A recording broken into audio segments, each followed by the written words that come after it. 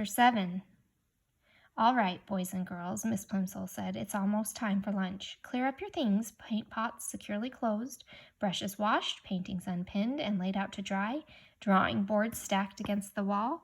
Ah, there's the bell. Front row first, Timothy leading, then Robin in single file. Go." John alone walked slowly into the throng, hurrying along the corridors to the school cafeteria. The school was proud of the cafeteria and the food served in it. The room was spacious and bright, with windows all the way along one side overlooking the playground and the playing fields beyond. The opposite side was wholly taken up by the shiny silver service counter. Several boys and girls were already settled at tables by the time John took his place in line. Enviously, John noticed a boy at the nearby table suck at straws dipped in a milk bottle that was dull with frost. John could imagine the refreshing taste of cold, creamy milk. At another table, a group of girls were eating fat red cherries. John could almost feel the firm fruit on his tongue and the pleasure of biting through the tart, juicy pulp. The cherries must taste good. They must be thirst-quenching. John unhappily took a tray from the pile and slid it along the rails in front of the top of the counter. He put a paper napkin, a glass, and a gleaming spoon and knife and a fork on the tray. It seemed hardly worth the while, but he felt that he might as well try the food and drink. "Perhaps if I eat it a different way, without letting anything touch my lips," he muttered, "my lunch won't all change to chocolate." He was not very hopeful.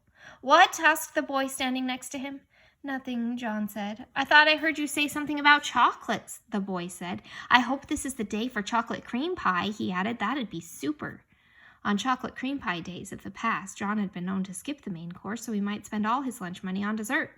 The thought of 4 pieces of chocolate cream pie now suddenly made his stomach feel as though he were on a roller coaster, an uneasy, flibberty-gibberty sensation. John shuddered. "Ooky," he commented, wrinkling up his nose. The other boy shrugged his shoulders and started to choose his meal. John took a plate of cold chicken and ham, potato chips, and a crisp, moist lettuce and tomato salad. The white of the chicken, the pink of the ham, the gold of the potatoes, the pale green of the lettuce, and the red of the tomato looked delicious. He also took a half pint of milk, a thick-crusted whole wheat roll, and a cool pat of butter, a tumbler of water with ice cubes clinking against the sides against the glass, and a dish of fresh fruit, slices of orange and grapefruit and banana and grapes. John's tray was loaded with just the sort of meal his mother was always trying to persuade him to eat. Until today, John had always thought it was pretty dull to eat sensible things when there were sweeter food and drink to be had. Today, however, the sensible things looked most appetizing, and his mouth began to water in its new sticky way. John paid for the lunch with the money his mother had given him, went to an empty table and sat down. His fingers trembling slightly with eagerness, he cut a slice of lettuce. His fork went through the leaves with a promising crunch.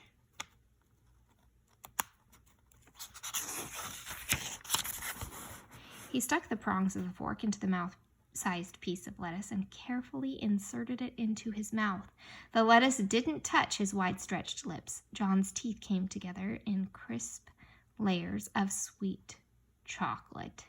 He took a small piece of potato chip, tilted back his head until he was looking straight up at the ceiling, and dropped the morsel straight down into his throat. He felt it go down, a sharp fragment of sweet chocolate. He tried the milk, the ice water, the fruit. Every solid and liquid that he sampled was transformed as soon as it entered his mouth. Then he became aware of a shocking novelty that he hadn't noticed at breakfast. At the rim of each glass there was a small semicircle of opaque brown. The bowl of his spoon and the prongs of his fork had become brown. As John watched, horrified, the areas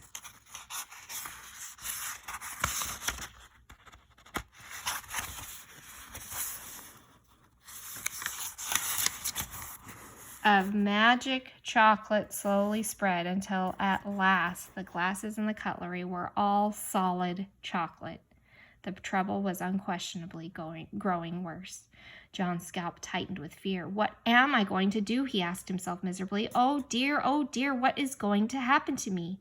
Leaving his tray of chocolate food and drink and utensils, John stumbled away from the cafeteria and out to the playground.